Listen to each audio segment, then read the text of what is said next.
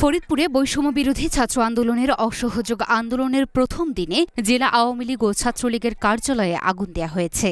রোববার বেলা ১১টার দিকে শহরের হাসিবুল হাসান লাবলু সড়কে অবস্থিত জেলা আওয়ামী লীগ কার্যালয়ে বিক্ষুব্ধ জনতা হামলা করে। হামলার মুখে টিকতে না পেরে অফিসের সামনে অবস্থানকারী আওয়ামী লীগের কর্মীরা পালিয়ে যান।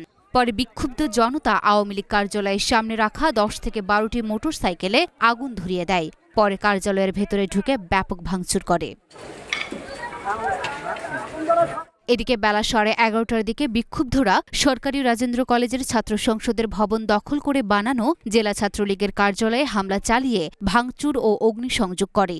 এরপর বিক্ষোভকারীরা ফরিদ শাহ সড়ক ধরে কোর্ট এলাকার দিকে যেতে চাইলে রাজেন্দ্র কলেজ ও জেলখানার মোড়ে বাধা দেয় পুলিশ। এ সময় police rubber bullet, sound grenade ও কাঁদানে গ্যাস ছুড়ে পরিস্থিতি নিয়ন্ত্রণের চেষ্টা করে। এছাড়া দুপুর ১:৪০টার দিকে বিক্ষোভকারীরা থানা রোডে অবস্থিত শহর আওয়ামী লীগের কার্যালয়ে হামলা করে ভাঙচুর করে।